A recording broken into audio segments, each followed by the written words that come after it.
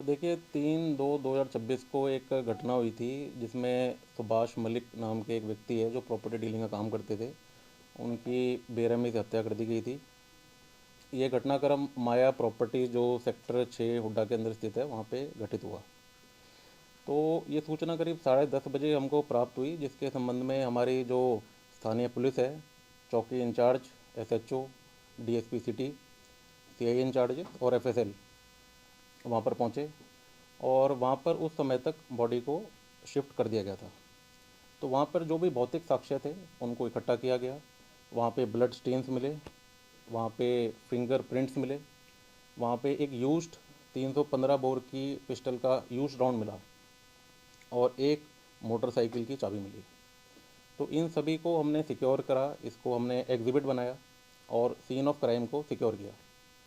इसके बाद जो डिजीज थे उनका पोस्टमार्टम कंडक्ट किया गया। डिटेल्ड में जो बोर्ड के द्वारा ये पोस्टमार्टम हुआ, इसमें कुल मिला के 14 इंजरीज इसमें दर्शाई गई, जिसमें डॉक्टर का ये ओपिनियन था कि मैक्सिमम जो चोटें सर के ऊपर तेज़धार हथियार से की गई और एक चोट लाइव राउंड चलाने के कारण हुई जो गले के अंदर पेनिट्रेट किया गया। तो इस चीज़ को हमने गंभीरता से लिया कि इस टाइप से ये एक रॉबरी और एक मर्डर के रूप में हमें समझ में आया। तो इस संबंध में हमने करीब 15 टीम्स का गठन किया, जिसमें हमारे डीएसपी स्तर के 3 अधिकारी इसका नेतृत्व कर रहे थे। इसमें हमारी साइबर सेल की टीम्स भी हमने एक्टिवेट करी और हमारे जो भी सीआई इंचार्जेस थे बहुत ही शिद्दत से उन्होंने काम किया। तो इसमें हमारा जो स्टार्टिंग का जो तरीका था उसमें ये था कि जो 2 किलोमीटर के रेडियस में हमने सीसीटीवी फुटेजेस को बड़ी डेप्थ में खंगाला और इसके बाद जो वहाँ पे टावर डंप रिकॉर्ड था तो वो हमने लिफ्ट किया, जो उस टाइम पर सुबह 5 बजे से 8-9 बजे तक का डाटा हमने लिया। इसमें करीब 4,000 के आसपास सस्पेक्टेड नंबर हमें मिले। तो हमने एक एक करके जो भी ऐसे सस्पिशियस लोग थे उनको हमने धीरे धीरे करके वेरीफाई करना शुरू करा, जिनकी नॉर्मल रूटीन से थोड़ी अलग एक मूवमेंट रहती थी। ऐसे करीब 25-30 सस्पेक्ट हमने धीरे धीरे पूछताछ शुरू करी। तो इस संबंध में हमें ऐसे ही कंटिन्यूशन में जब हमने चले तो कल शाम को एक ऐसा ही संदिग्ध व्यक्ति हमें आइडेंटिफाई हुआ, जिसका नाम गुरमीत सन ऑफ सूरजभान निवासी बहनी महाराजपुर रोहतक था। तो उसको हमने ऐसे ही संदिग्ध मानते हुए उसकी लोकेशन ली, उससे बात करने का प्रयास किया, उसने फ़ोन नहीं उठाया। तो हमने जो टेक्निकल लीड से उसकी लोकेशन प्राप्त करी तो हमें पता चला कि वो शेखपुरा फ्लाईओवर की तरफ अप्रोच कर रहा है। तो वहाँ पर हमारी टीम उसको पकड़ने के लिए गई। तो हमारी टीम को देखकर वो घबरा गया और अचानक फ्लाईओवर से कूद गया। तो फ्लाईओवर से कूदने के बाद उसके पैर में इंजरी हुई और इंजरी के बाद पहले हम उसको जीएच झांसी में उपचार के लिए ले गए और उसके बाद वहाँ से उसको एमएएमसी अग्रो में रेफ़र कर दिया गया। रास्ते में उससे हमने, हमारे जो अधिकारी हैं उन्होंने अच्छी तरह रास्ते में पूछताछ करी उससे। तो उसने ये बताया कि मैं एक हेयर सैलून चलाता हूँ, जो नाई की दुकान होती है सेक्टर 6 हुड्डा मार्केट के अंदर। और मेरे 2 दोस्त हैं, एक का नाम संजू है, एक का नाम आकाश है। तो वो इलेक्ट्रिशियन का काम हांसी के अंदर करते हैं और पीछे से एक व्यक्ति इसमें से छतरपुर ज़िला मध्य प्रदेश का है। तो यहाँ पे दिहाड़ी और अपने एम्प्लॉयमेंट के लिए आ रखे थे। तो ये हाउसिंग बोर्ड के अंदर पीछे किराए पे ये लोग रहते थे। और वहाँ पर ये जो मृतक है सुभाष मलिक, ये क्योंकि उसका घर वहीं नज़दीक है तो ये भी बाल कटाने इस प्रकार से जो भी शेविंग वगैरह के पर्पज़ के लिए समय समय पर आता रहता था। तो इन लोगों की नज़र उसके जो हाथ में अंगूठी है, उसके हाथ में कड़ा है, सोने की चेन है, उस पर नज़र गई इनकी। क्योंकि इस समय सोने के रेट्स में बहुत ज़्यादा उछाल आ रखा है, एकदम से बहुत ज़्यादा वैल्यू बढ़ी है इसकी। तो उनके मन में लोभ आया कि ये एक अच्छा विक्टिम है, इसको हम किसी प्रकार से स्नैचिंग कर सकते हैं इसकी। तो ये लड़के वहाँ क्योंकि वहीं रहते थे हाउसिंग बोर्ड के पास में, तो वॉकिंग करने भी सुबह 6-6:30 बजे आते थे उसी रास्ते पे जहाँ पे ये लोग रहते हैं, सुभाष मलिक रहते थे। तो इसकी मूवमेंट को भी इन्होंने वॉच किया। इन्होंने ये देखा कि सुबह 6:30-7 बजे एक भी वहाँ पे कोई व्यक्ति नहीं होता, अकेला ये एक अपने रूटीन से आता है। तो एक अच्छी अपॉर्चुनिटी को ध्यान रखते हुए हम इसको टारगेट कर सकते हैं। तो इसमें ये 3 लड़के हो गए, इनके साथ में 2 और लड़के जो छतरपुर ज़िले मध्य प्रदेश से हैं, उनका नाम महेंद्र और पवन है, वो भी 1 हफ्ते पहले इनके पास किराए पे रहने के लिए आ गए थे। तो परसों ये वारदात इस प्रकार से घटित हुई कि इसमें एक जो पवन नाम का संजीव नाम का व्यक्ति था। तो ये वॉकिंग करते हुए पहले जो सेक्टर 6 का चौक है, जो दुकान से करीब 250-300 मीटर दूर है, वहाँ पर वॉक करता हुआ आया। इसके बाद इसने गुरमीत को फ़ोन करा, जो हमने अभी कब्जे में ले रखा है। और उसके बाद इसके जो 2 दोस्त घूमने के लिए आए थे, ये महेंद्र और पवन, इसको भी इसने फ़ोन करके बुलाया। तो बड़ी योजनाबद्ध तरीके से ये गुरमीत वहीं पर खड़ा रहा और उसने 3 लड़के ये पूरी तैयारी के साथ में उसकी दुकान पर गए, वारदात को अंजाम दिया और ये अंगूठी, चेन, सारी चीज़ें, सामग्री पूरी निकाली। और उसके बाद ये वापस दौड़ते हुए करीब 20-25 मिनट बाद, करीब समय 7 साढ़े 7 का रहा होगा, जिसकी वेरिफिकेशन चल रही है, लेकर आए और सारे के सारे अपने घर में गए। और उसके बाद एक जो बाइक थी इसकी, गुरमीत की, उस पर बैठ के इन 3 लड़कों को इसने काली देवी चौक के पास बस में बैठाया और ख़ुद भी ये दिल्ली की तरफ फरार हुआ। तो कुल मिला के इसका जो वारदात का कारण यही था कि ये लोग इस प्रकार से एक विक्टिम को आइडेंटिफाई किया, जिसके में गोल्ड की जो रेट्स में उछाल आ रहा है, उसको ये इजी प्रे मानते हुए कि इसको हम स्नैच कर लेंगे, बट वो किसी कारण से रॉबरी और मर्डर में कन्वर्ट हो गया सिचुएशन के हिसाब से। तो इस संबंध में अब इसकी आज हम जैसे उपचार चल रहा है इसका, डॉक्टर जैसे डिस्चार्ज करेंगे इसको, हम इसकी फॉर्मल अरेस्टिंग डालेंगे। और जो भी इसमें मटेरियल्स इन्वॉल्व हैं, जो नाइफ़ है, जो पिस्टल हुई है, या जो भी हमारे पास एविडेंसेस हैं, उसको हम इकट्ठा करेंगे। मारने की नौबत कैसी है सर, क्योंकि ये रोबरी के लिए आए थे, छीना चुपटी के लूट के लिए आए थे, तो मर्डर के लिए? जी, इसमें ऐसा है कि जो 3 व्यक्ति हैं वो अभी तक पकड़े नहीं गए हैं, बट जो ये व्यक्ति हमारे पास अभी डिटेन हो रखा है, तो उसने यही बताया था कि वो लोग बड़ी हड़बड़ाहट में आए थे। और यही जो उसका कहना है कि उसने पूरा रेजिस्टेंस दिखाया। जब प्रॉपर्टी की शॉप में गए तो उसने जब उसको कुछ चाकू वगैरह दिखाया, तो वो व्यक्ति ने पूरा रेजिस्टेंस करा कि भाई गलत है, तो उसने पूरा प्रयास करा कि इनको मारे, भगाए या काबू में ले। बट क्योंकि वो लोग पूरी तैयारी के साथ गए थे, तो पहले चाकू से सर पे वार करना शुरू करा, और उसके बाद जब वो फिर भी काबू नहीं कर पाए इस व्यक्ति को, तो उन्होंने फिर फायर आर्म से मार दिया। कौन है इसका, गुरमीत ही है?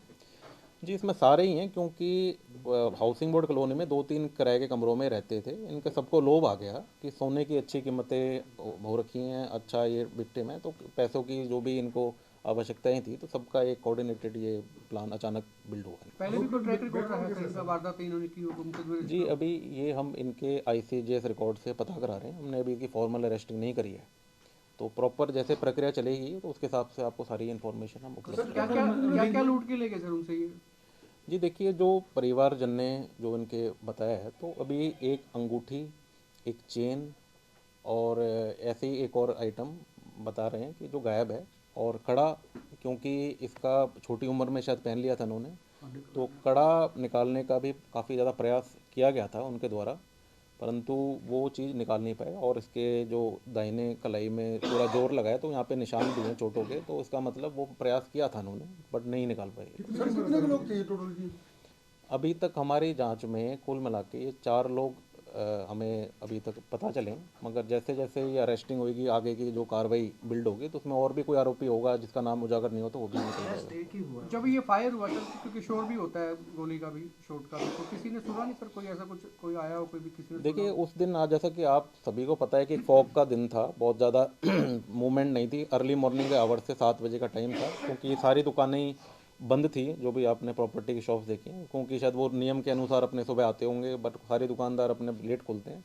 और घर भी करीब वहाँ से 150-150 मीटर, 100-100, 50-50 मीटर दूर थे जितने भी घर थे अंदर की तरफ। तो ऐसा कोई भी व्यक्ति उस टाइम पे सड़क पे नहीं था जिन्होंने कोई ऐसे डाउट रेस करी हो। इस वारदात में सर चार लोग सर इस वारदात में शामिल आपने कब हैं इसमें, तो वो भागे किस तरह सर, एक ही बाइक पे गए या अलग अलग वाहनों पे गए? हाँ, तो ये चीज़ मैं आपको बता रहा था कि इसमें जो गुरमीत यहाँ का जो लोकल निवासी है, रोहतक का रहने वाला पीछे से, तो उसकी खुद के इसके फैमिली में जो बाइकें यूज़ करता था, हीरो जो मार्का की है, तो उस पर ही ये 3 लड़के और बैठा लिए थे इसने वारदात के तुरंत बाद, क्योंकि ये शायद घटना ये अंजाम नहीं देना चाह रहे होंगे, बट वो उसने बहादुरी दिखाई, जो भी हमारे आज बीच में नहीं रहे, उन्होंने बहुत बहादुरी दिखाई और किसी कारण से ये उसमें कन्वर्ट होगी, तो घबरा के ये सारे लड़के फिर चारों ही एक ही बाइक पर सवार हो गए। इन 3 लड़कों को तो जो मध्य प्रदेश के थे पीछे से, इनको तो ये काली देवी चौक पर बस अड्डे पे उतार के आ गए, जिसमें ये बस में चढ़ के आगे निकल गए। इनकी कुछ हमें जानकारी पता चली है कि पहुंच चुके हैं यहाँ पे।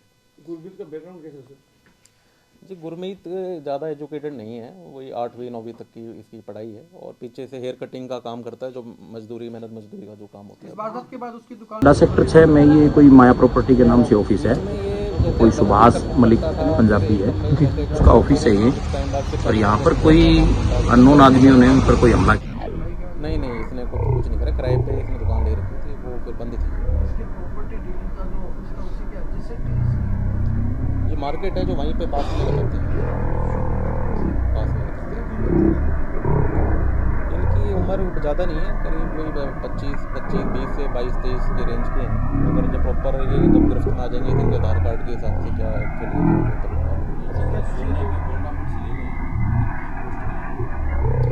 ये देखिए, परिवार ने तो जो क्लेम करा है तो करीब 1-1 तोले के बताते हैं। तो जैसे अब 1 तोले की कीमत करीब मार्केट में 1-1.5 लाख तक पहुंच रही है, तो करीब 3-3.5-4 लाख का वैल्यूएशन है इसका माना जाए। मगर जो एक्चुअल में जब रिकवरी होगी इसमें तभी समझ में आएगा कि एक्चुअल में कितना इसमें सामान इसमें जैसे आपको बताया था कि 14 इंजरीज इसमें हुई हैं, तो 12-13 इंजरी तो शार्प इंजरी है, तो नाइफ की हैं, वो शार्प एज्ड जो भी वेपन है इनके पास, ये या बटन नाइफ हो सकता है या कोई वैसे किचन नाइफ हो सकता है। और उसके बाद एक फायर आर्म इंजरी है जो 315 बोर से मतलब नहीं। अभी हम इसकी फॉर्मल अरेस्टिंग करेंगे, प्रक्रिया चलाएंगे और उसके बाद प्रॉपर इसकी हम बुलेट नहीं मिली उसके यहाँ इंसर्ट पेनिट्रेट करके गई है, बॉडी के अंदर बुलेट नहीं है कहीं। नहीं बॉडी से पेनिट्रेट करके वॉल को हिट करा, वॉल को हिट करके सोफे के नीचे से हमने एक रिकवर करा। बराबर बोले ना, वो चीज़ हिट करके पार करके निकल गया, वो बॉडी पे नहीं रहा, पेनिट्रेट कर गया वो।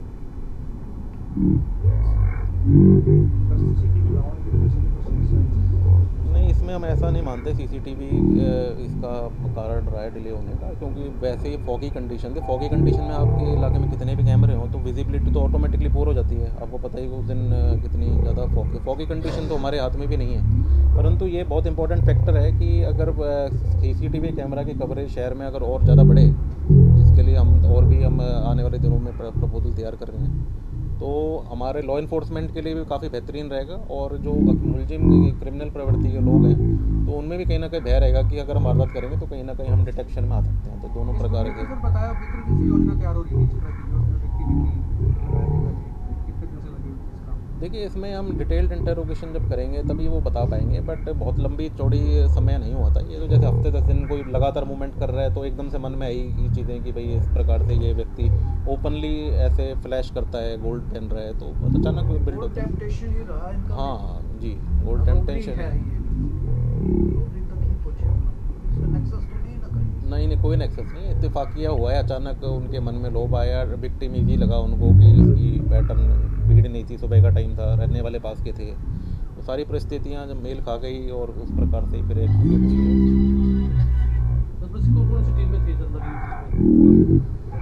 देखिए इसमें करीब हमने जैसे बताया 15 टीम्स हमने प्लान की थी। तो इसमें हमारी जो लोकल थाने की टीम्स भी थी, हमारी सीआई की टीम्स भी थी।